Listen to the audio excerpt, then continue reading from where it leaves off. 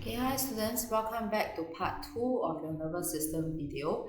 So when we look at your neuron itself, you saw three different types of neuron. So the first one that we have here is your sensory neuron. So you can see that the sensory neuron itself was synapse. Okay, so the dendrites itself of the sensory neuron is touching onto the dendrites of your relay neuron. So from the relay neuron itself, the dendrites will touch or synapse onto the dendrites of the motor neuron, and then it will transmit the information down to your effector here, and your effector will synapse onto the motor end plate, which is effectively your muscle group.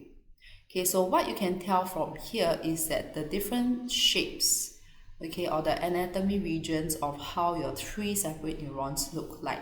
So over here at the sensory neuron, what we realize is that the cell body is located right smack in the middle. So imagine if I have hundreds of these cell bodies that are aggregated together, that will get you this region, the one that we looked at in the first part of the video, which is your dorsal root ganglion.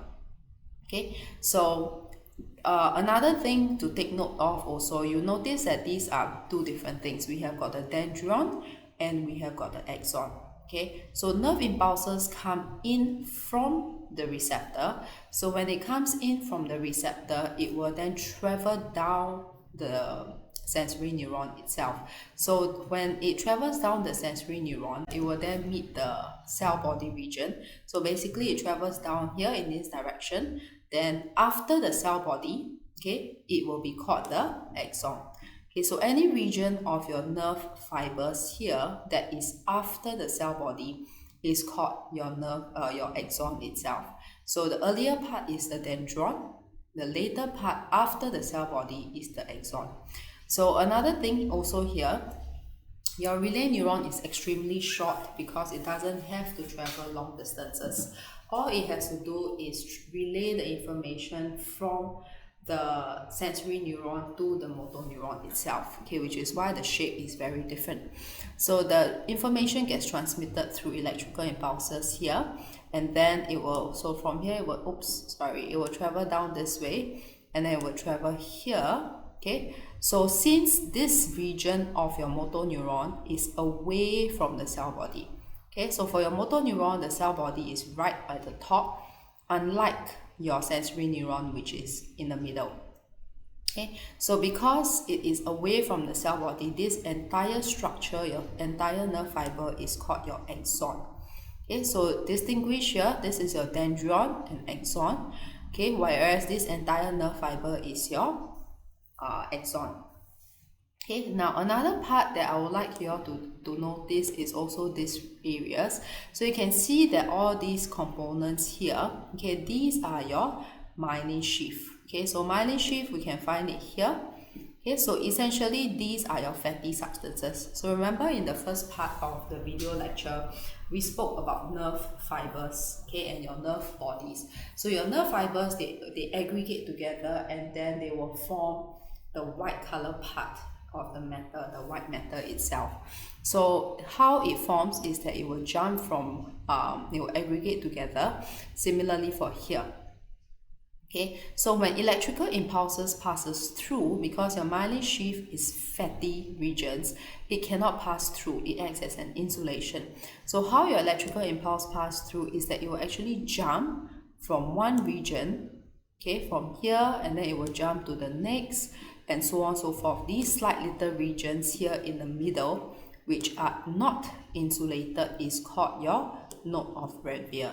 Okay, and those are what we call your gaps in the myelin sheath. So the whole purpose of the node of Ranvier, this increases the rate of electrical impulses along your entire nerve fiber, because your electrical impulses can just hop instead of running fully through it.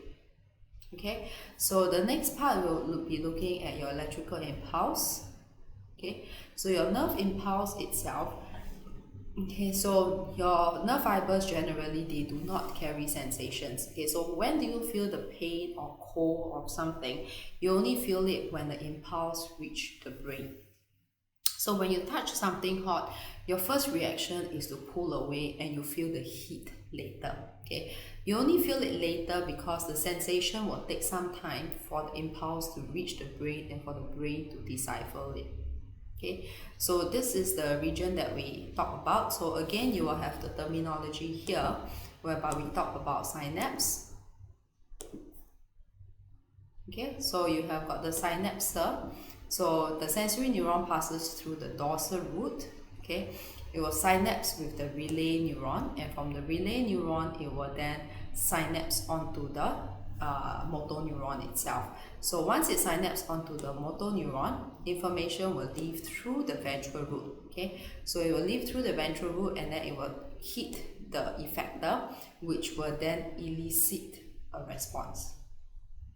Okay, so when one neuron touches the other neuron, that is what we call a synapse. So that's the region that I have been talking about. So during synapsing, what happens is that in certain times, it is not just electrical impulses that are passed through. We also have neurotransmitters which will provide information or have a response. So one example of a neurotransmitter can be things like, for example, acetylcholine.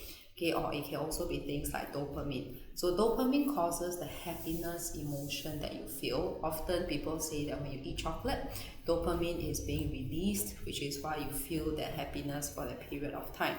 Okay, acetylcholine on the other hand is also a neurotransmitter which causes contraction of the muscles. Okay, so of course my neurotransmitters are not around forever, so eventually they will be removed from the brain region, and if need to, then it will be released again. Okay, so so this part is repetitive. So we have got nerve, the cell body of the relay neuron is in the grey matter itself. So that's the central part of the spinal cord. The nerve fiber, which is having your myelin sheath, is in the white matter, which is the outer region. Okay. The third part of the video, we will then be looking at your voluntary actions and your reflex actions itself. Okay, see you all later.